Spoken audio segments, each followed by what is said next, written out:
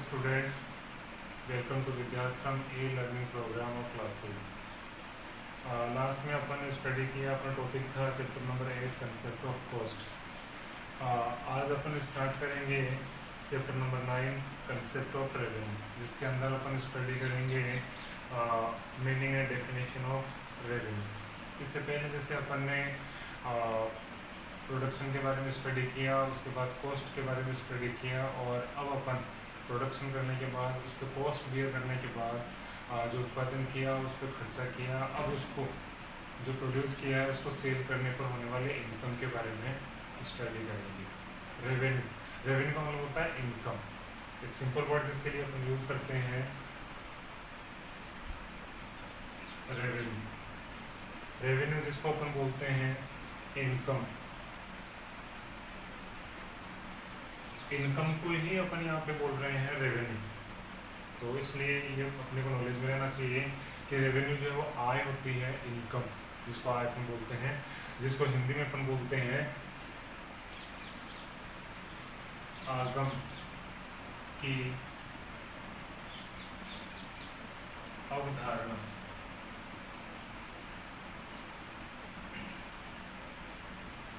तो रेवेन्यू जो वर्ड है जिसको हिंदी में अपन बोलते हैं आगम, यानी कि आय. तो सबसे पहले तो रेवेन्यू है क्या, इनकम होती क्या है, आगम या आय कहते किसको है, ये समझना है. उसके बाद में अपन रेवेन्यू से रिलेटेड जो डिफरेंट टाइप्स ऑफ कंसेप्ट हैं उनको स्टडी करेंगे. First, what is revenue.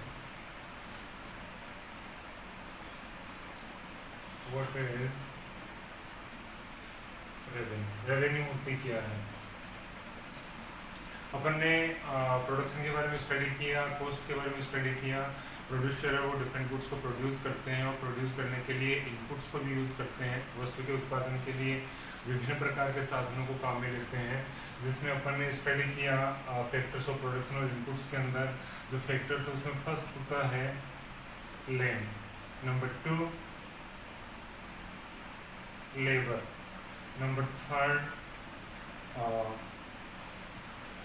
Capital, number 4 organisation, number 5 enterprises.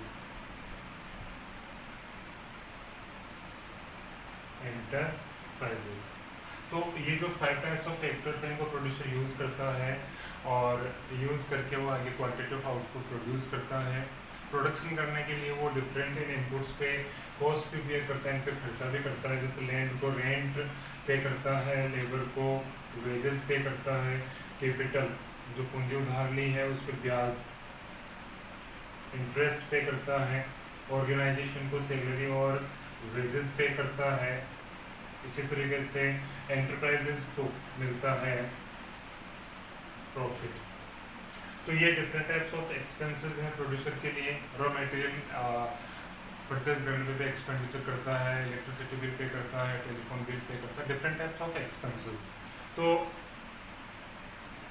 ये सब कॉस्ट है उसके लिए, प्रोड्यूसर के लिए, उत्पादक के लिए लागतें हैं.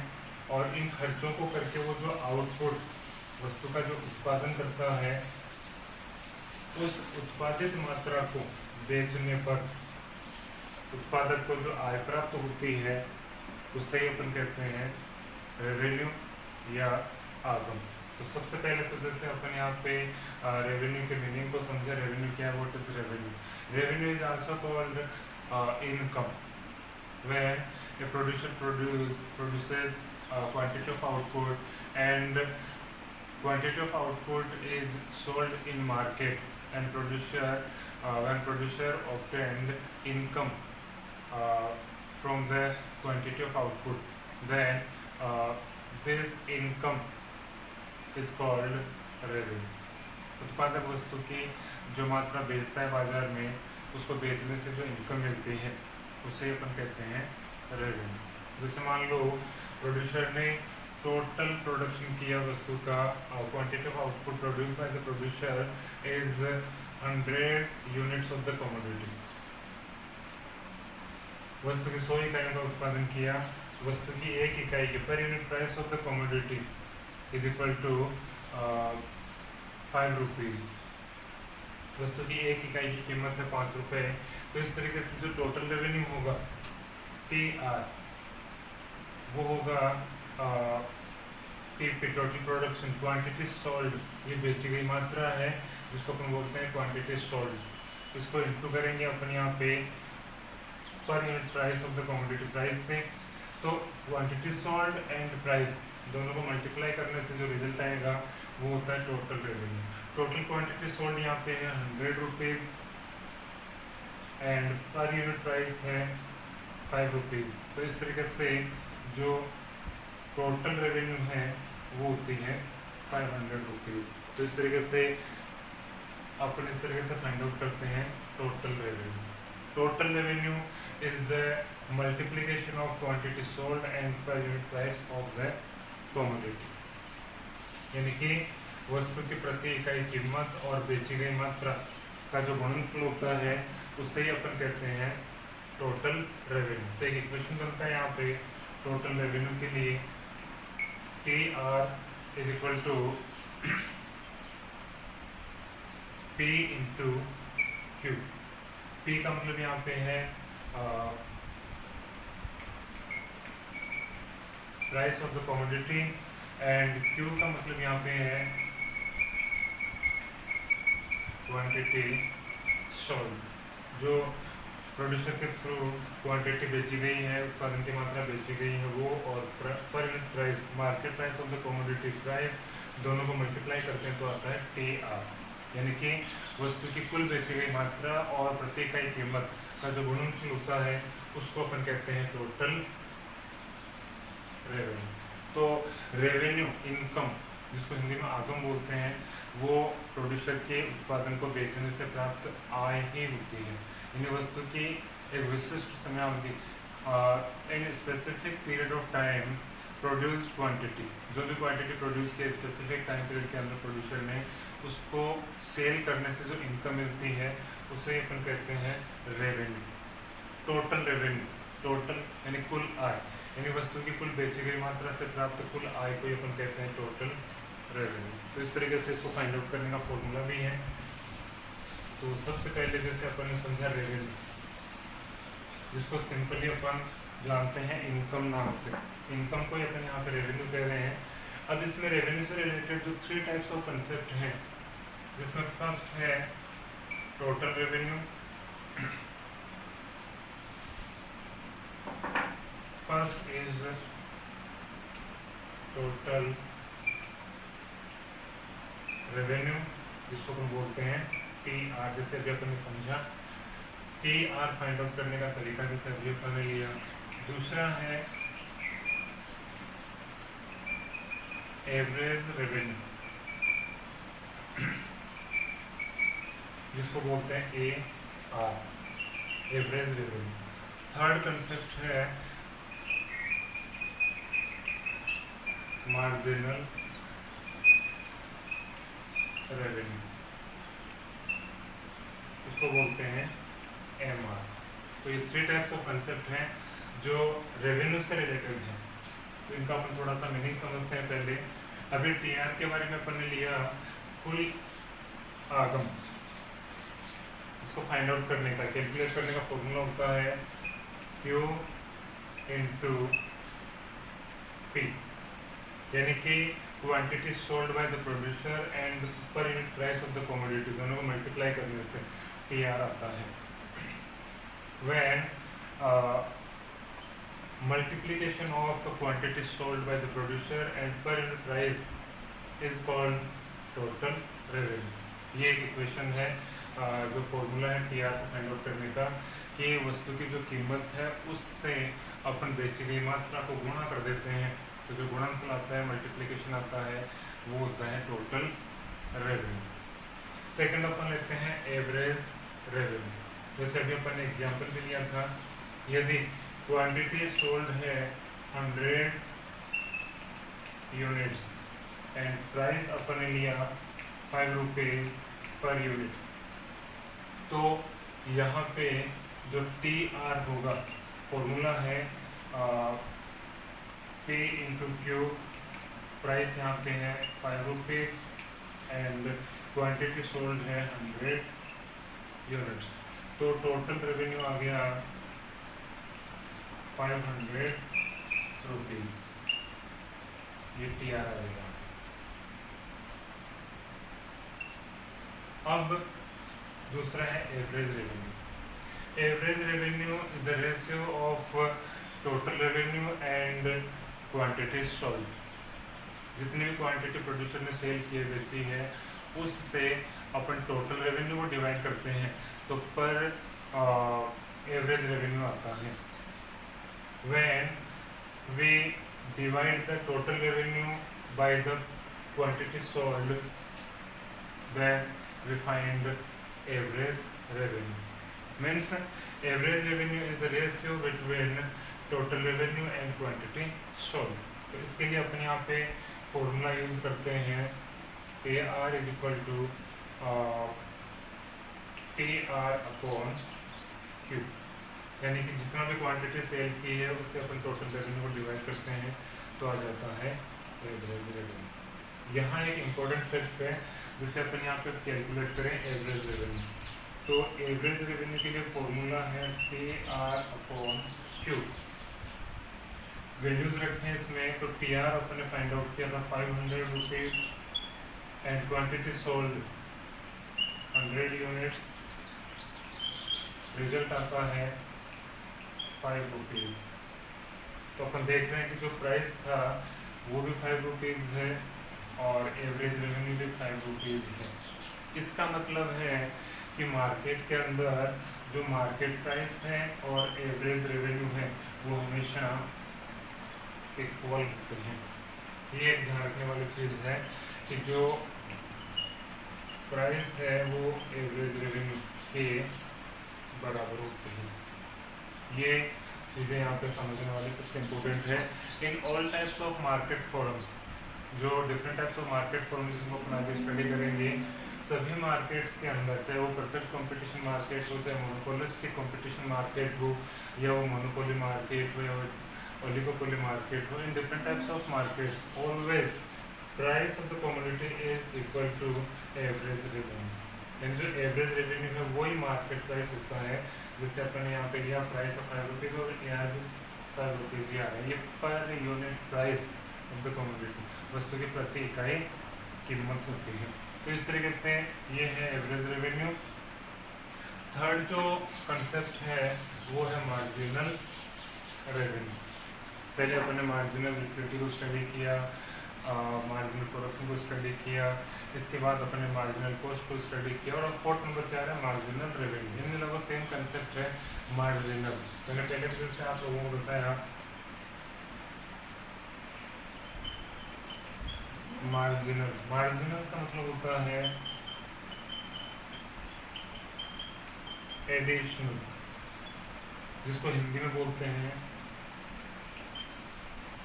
अतिरिक्त, वस्तु की एक अगली अतिरिक्त इकाई, चाहे वो अपन कंज्यूम करें इक्विटी के अंदर, चाहे प्रोड्यूस करें प्रोडक्शन के अंदर, या प्रोडक्शन पे कॉस्ट बियर करें, या अगली हर नेक्स्ट एडिशनल यूनिट को सेल करने से मिलने वाले इनकम यानी कि revenue.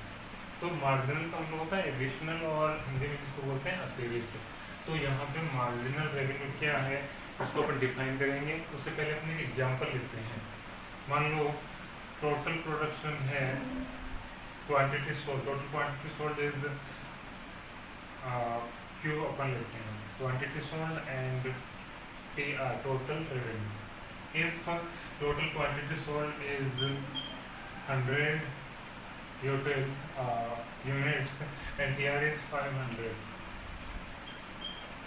If producer increases one additional unit of commodity and production increased to 100 to 101 units.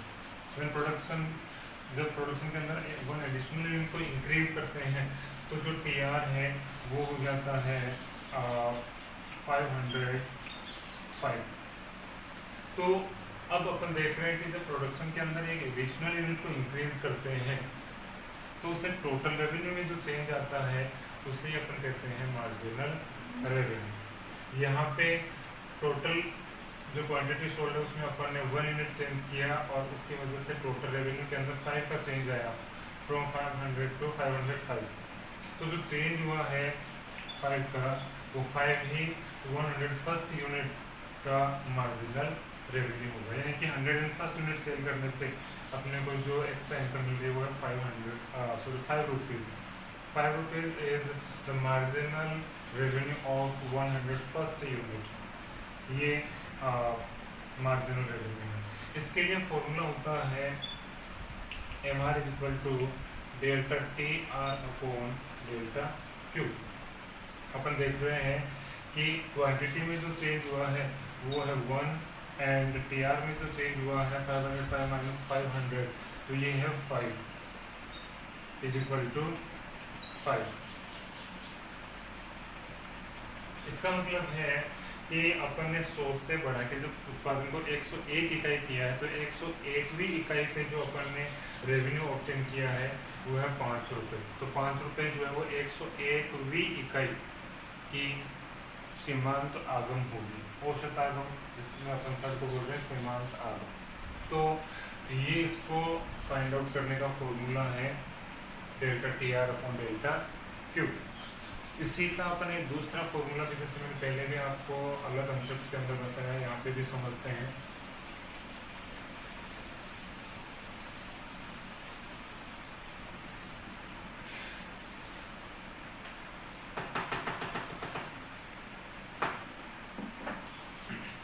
इसी का जो दूसरा फॉर्मूला है, जैसे पहले भी अपन ने यूज किया था,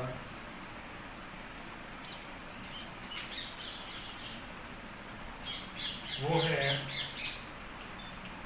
MR is equal to TRN minus TRN minus 1। अभी अपन ने लिया क्वांटिटी सोल्ड जब स्टार्ट के अंदर है 100 यूनिट्स, तो TR अपन ने लिया 500। जब प्रोडक्शन इंक्रीज होकर हो जाता है 101 यूनिट, तो ये हो जाता है TR 505। तो अब यहाँ पे N का मतलब है टोटल नंबर ऑफ यूनिट्स। कुल उत्पादन हो रहा है 101 इकाइयों का, और 101 इकाइयों की कुल आगम है 505 रुपये, 505 रुपीज़। TRN माइनस 1, एन है टोटल नंबर ऑफ यूनिट्स में से एक को डिक्रीज करते हैं, तो 101 में से एक को लेस करेंगे तो 100 आएगा। 100 की जो टोटल रेवेन्यू है वो है 500 रुपीज़। तो इस तरीके से डिफरेंस जो आ रहा है वो है 5 रुपीज़। ये 5 रुपीज़ जो है वो 101वीं इकाई की सीमांत आगम होगी। तो इसके लिए अपन ये फॉर्मूला भी यूज कर सकते हैं, MR is equal to TRN minus TRN minus 1। But एक जो एक्चुअल कंडीशन है कि कहीं पे भी अपने को इन फॉर्मूलों को यूज़ करने की ज़रूरत नहीं पड़ती है, इनकी आवश्यकता नहीं होती है। Without use of formula upon MR को फाइंड आउट कर सकते हैं, जैसे पीछे मैंने MC मार्जिनल कॉस्ट के अंदर भी बताया था। वैसे यहाँ पे जैसे अपन यहाँ पे 101st यूनिट का मार्जिनल रेवेन्यू फाइंड आउट करते हैं, तो यहाँ पे क्योंकि जैसे ऊपर डिजिट नहीं है डिफरेंस फाइंड आउट करने के लिए, तो यहाँ पे अपन 505 में से 500 को लेस करेंगे तो आ जाएगा 5। ओके, आगे मान लो 510 है, तो 510 माइनस 505, फिर से 5 आ गया। तो इस तरीके से अपन फर्स्ट डिजिट को सेकंड से माइनस करेंगे, सेकंड को थर्ड में से माइनस करेंगे, फोर्थ में से थर्ड को माइनस करेंगे, तो मार्जिनल रेवेन्यू आ जाएगा। तो इसलिए अपने को फॉर्मूले की कहीं इतनी ज़रूरत नहीं होती है। तो इस तरीके से ये 3 टाइप्स ऑफ कंसेप्ट हैं जिनको अपन मार्केट फॉर्म्स के अंदर यूज करते हैं।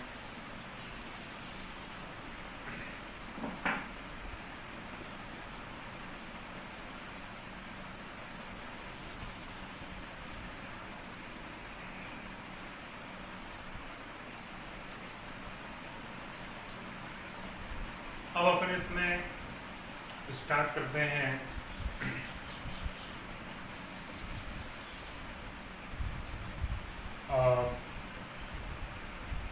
Forms of revenues in different types of markets. अलग अलग मार्केट्स के अंदर जो 3 टाइप्स ऑफ रेवेन्यू अपन ने लिया है। Number 1 total revenue, number 2 average revenue and number 3 marginal revenue.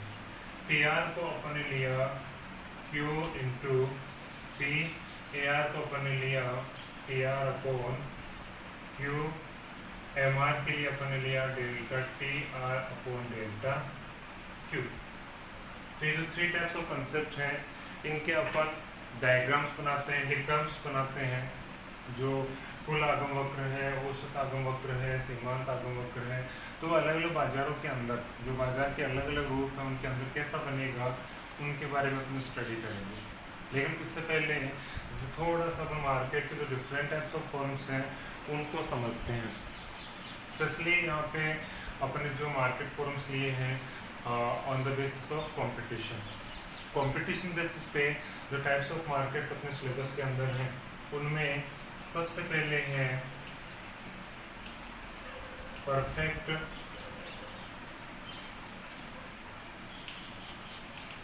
Competition market. दूसरा अपन स्टडी करेंगे monopolistic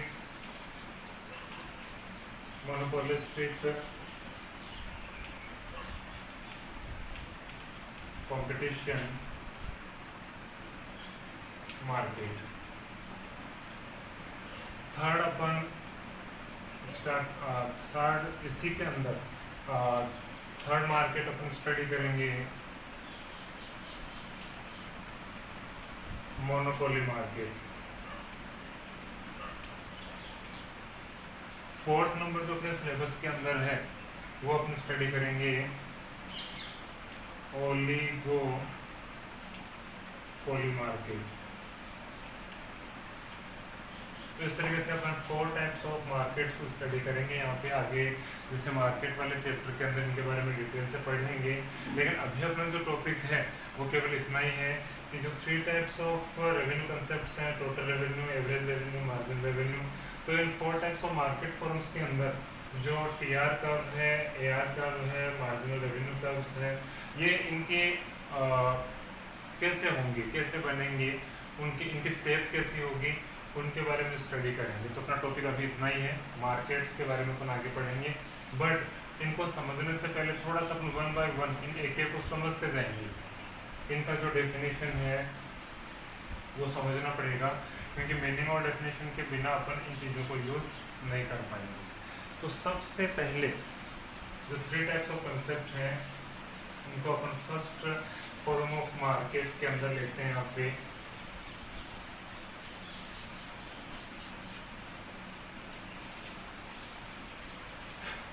first of all we understand about market.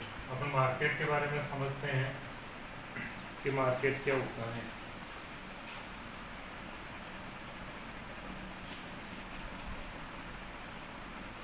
Market होता क्या है? सिंपली अपन कहते हैं market is a place where goods are sale and purchase. जहाँ पे बाजार वो स्थान है जहाँ पे वस्तुओं को खरीदा और बेचा जाता है। But in economics this definition is not correct. Economics के अंदर डेफिनेशन सही नहीं है। Market is not related with a specific place और एरिया। मार्केट का जो रिलेशन है वो किसी पर्टिकुलर एरिया या प्लेस से नहीं होता है। आज जैसे अपन ऑनलाइन मार्केट को यूज़ करते हैं, घर से लेके शॉप तक का जो पूरा एरिया वही मार्केट होता है, क्योंकि अपन उसके बीच में सेल एंड परचेज प्रोसेस को कंप्लीट कर रहे हैं। तो मार्केट का मतलब क्या है? मार्केट होता क्या है? In economics market is a large concept. जैसे अभी अपन ने लिया market is a place where goods and services are sale and purchase.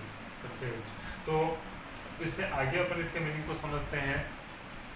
Market means where the relation between buyers and sellers established by the any type of source, for example mobile, telephone, telegraph, letter, On this basis, goods and services are sold and bought by the producers. It means market means establish the contact or relation between buyers and sellers.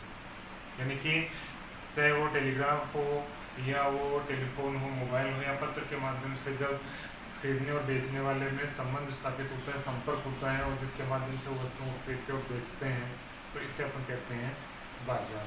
बाजार के लिए goods का होना जरूरी है, market के लिए goods का होना जरूरी है, जिस बेसिस पे सेल परचेज होता है। गुड्स के साथ में बायर्स एंड सेलर्स का होना जरूरी होता है।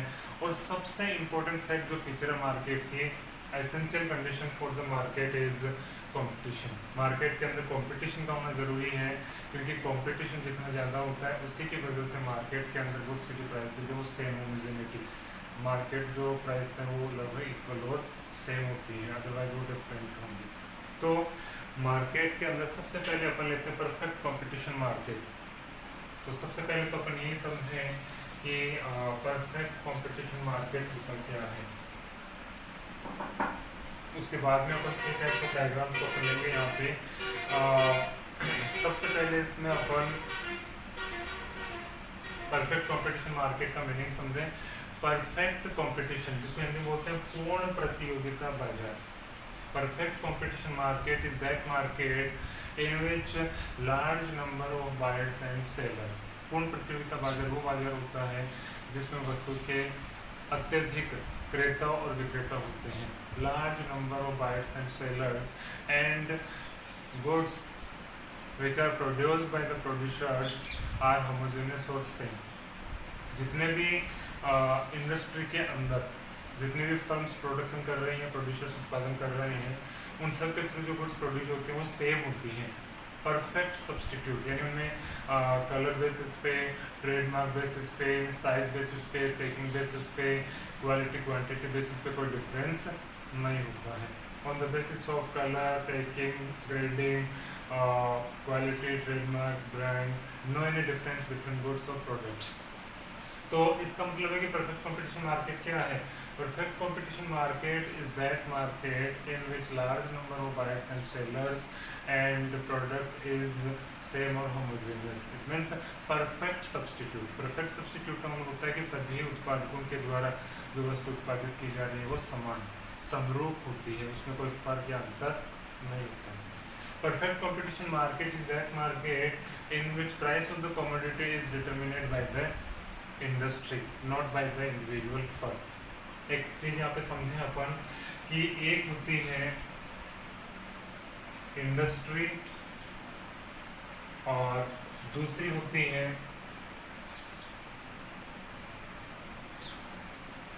फर्म। इंडस्ट्री एंड फर्म दोनों में फर्क और डिफरेंस क्या है? फर्म वन यूनिट होती है, जैसे मान लो शुगर प्रोड्यूस करने वाली एक जो शुगर मिल है, only one sugar mill is called firm, but group of sugar mills is called industry. जितने भी कंट्री के अंदर शुगर मिल्स हैं, जो फर्म्स हैं, उन सबके ग्रुप को अपन कहते हैं इंडस्ट्री। तो ये दोनों में फर्क है। Industry is a group of different firms and firm is a individual और पर्टिकुलर यूनिट जो कमोडिटी प्रोड्यूस करती है।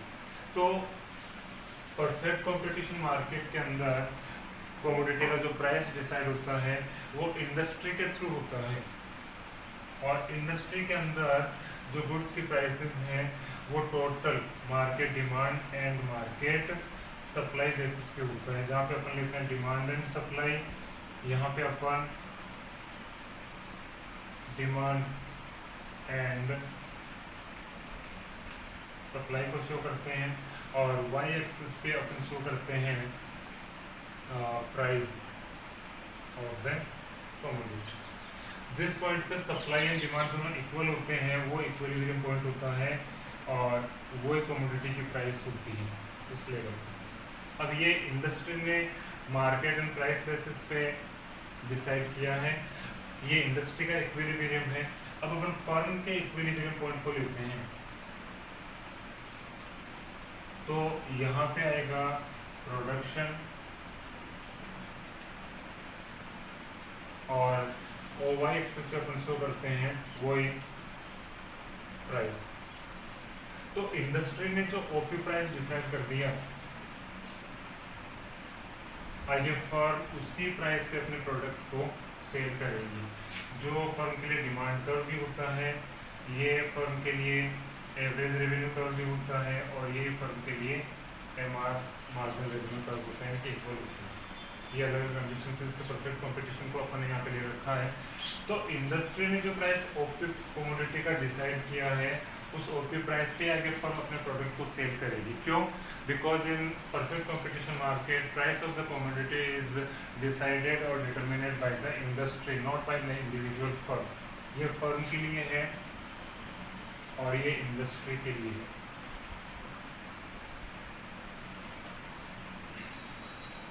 तो इस तरीके से परफेक्ट कंपटीशन के अंदर कमोडिटी का प्राइस जो है वो इंडस्ट्री डिसाइड करती है, ना कि इंडिविजुअल फर्म। जो प्राइस इंडस्ट्री ने डिसाइड कर दिया, आगे फर्म उसी प्राइस पे अपने प्रोडक्ट को सेल करेगी। वो प्राइस में ना तो इंक्रीज कर सकते हैं, ना डिवीजन प्राइस को चेंज नहीं कर सकती है।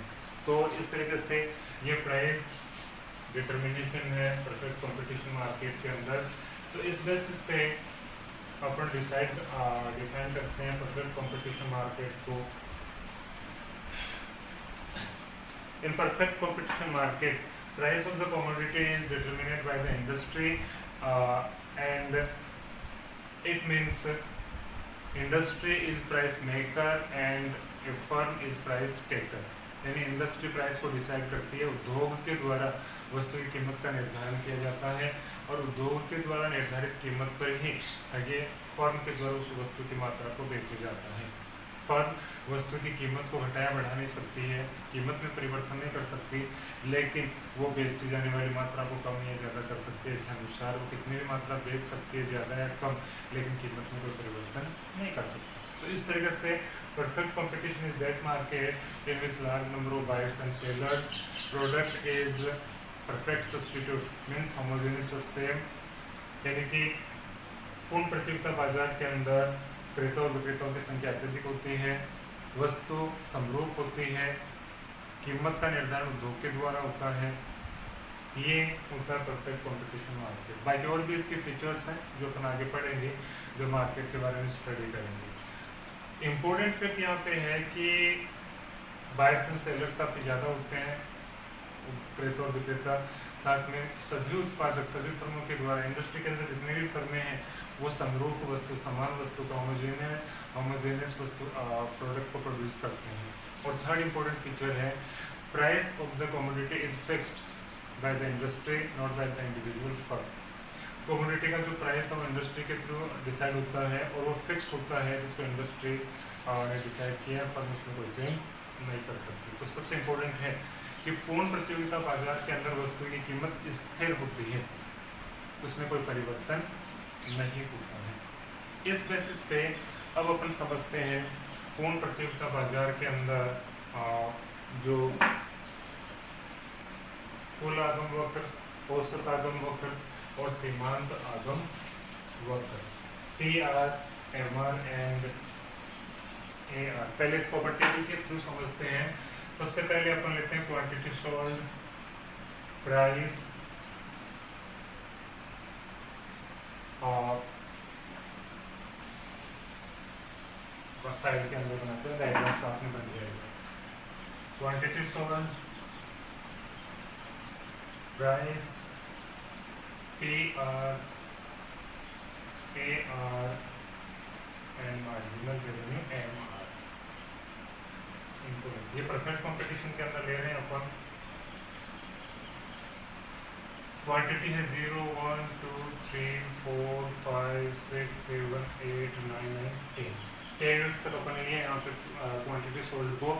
उसके बाद प्राइस जैसे मान लो अपन ने यहाँ पे ले लिया, जो कांस्टेंट है वो है 5 रुपीज़ पर यूनिट। तो ये हर जगह 5 होगी, इसमें कोई चेंज नहीं होगा।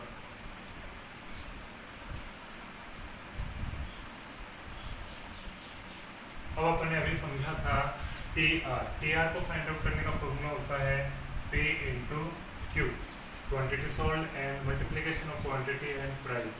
तो अपन ने जैसे 0 इंटू 5 लिया तो 0, 5, 5, 10, 15, 20, 25, 30, 35, 40, 45 एंड 50 दोनों को इंटू कर दिया तो टी आर आ गया है। ए आर फाइंड आउट करने का फॉर्मूला होता है टी आर अपॉन क्यू। मैंने पहले बताया था A R is equal to P. Price and A R दोनों इक्वल होते हैं हमेशा, तो अपने को कैलकुलेट करने की जरूरत भी नहीं होती है। टी आर ये है और क्वांटिटी ये है, तो अपन क्वांटिटी से टी आर को डिवाइड करेंगे तो यहाँ पे अपन ब्लैंक छोड़ते हैं क्योंकि जीरो है। आगे जैसे टी आर को डिवाइड करते हैं क्वांटिटी से 5 को 1 से डिवाइड करते हैं तो 5, 10 को 2 से डिवाइड करते हैं तो 5। तो इस तरीके से क्वांटिटी सोर्स से अपन टी आर को डिवाइड करेंगे तो हर जगह पे 5 आएगा।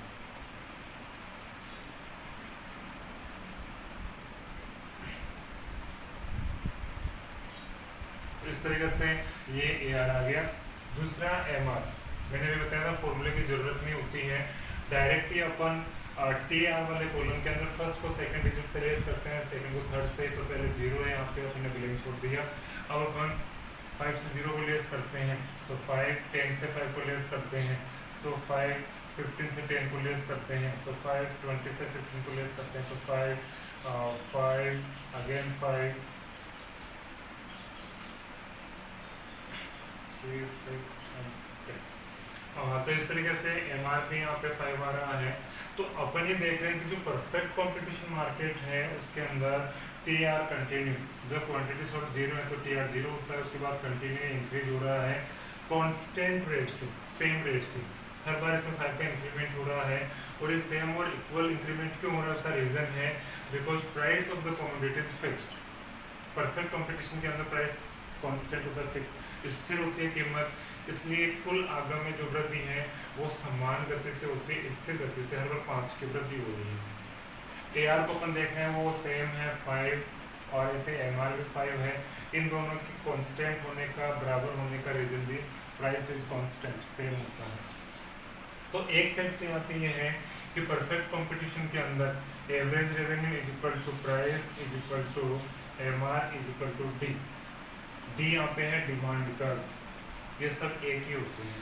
स्पेशली परफेक्ट कंपटीशन के अंदर A R is equal to M R होता है, यानी कि marginal revenue and average revenue दोनों इक्वल होते हैं परफेक्ट कंपटीशन मार्केट के अंदर। अब अपन इनके डायग्राम्स को बनाएं तो सबसे पहले जैसे अपन लें, यहाँ अपन लेते हैं हॉरिजॉन्टल एक्सिस पे क्वांटिटी सोल्ड, वाई एक्सिस पे शो करते हैं टोटल रेवेन्यू। अपन देख रहे हैं quantity, when quantity sold is 0 then TR is also 0।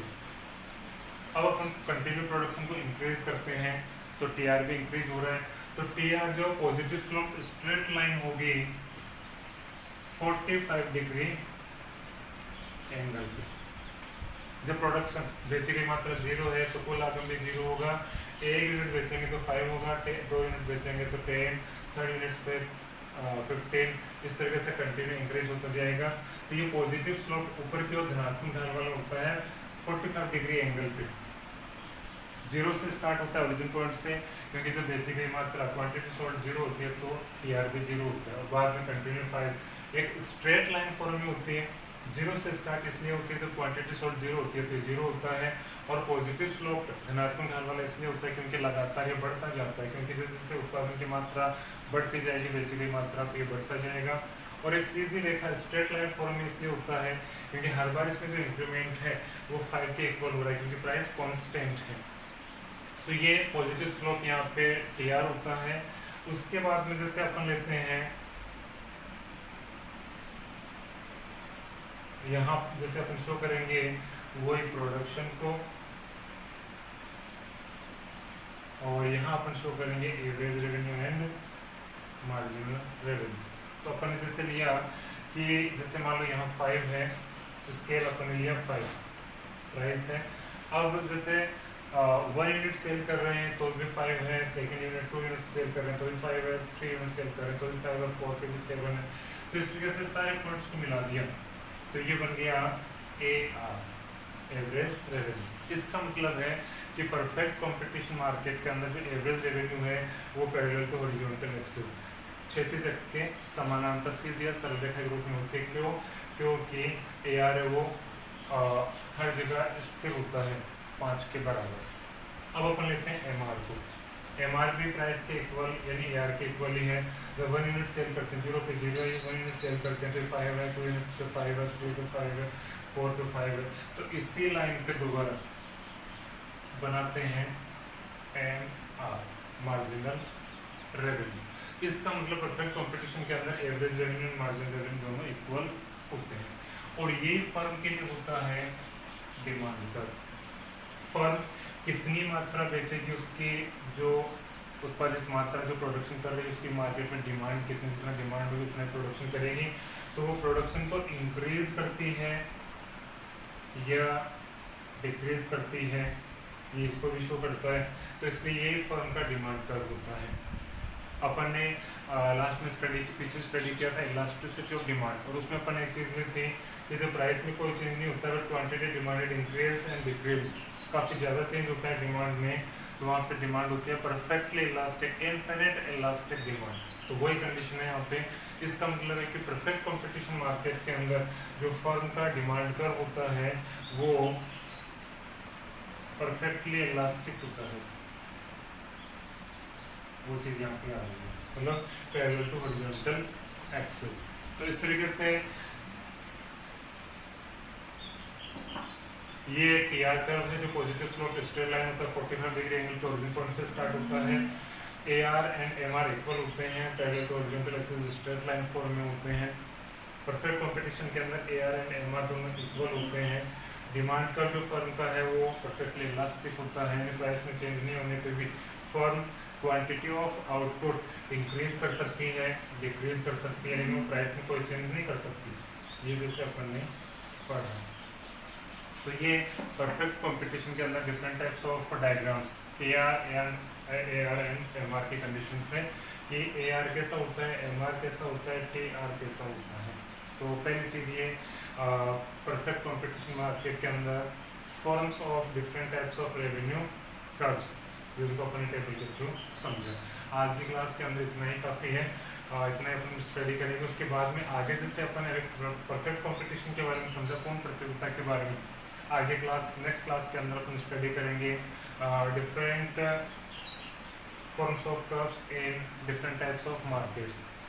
जो वेरियस रेवेन्यू कर्व्स हैं वो अदर जो डिफरेंट मार्केट फॉर्म्स उनमें कैसे होंगे, मोनोपोलिस्टिक कंपटीशन के अंदर, मोनोपोली मार्केट के अंदर, ओलिगोपोली मार्केट के अंदर इनको स्टडी करेंगे। तो आज अभी इतना ही अपन स्टडी करेंगे। Okay, thank you.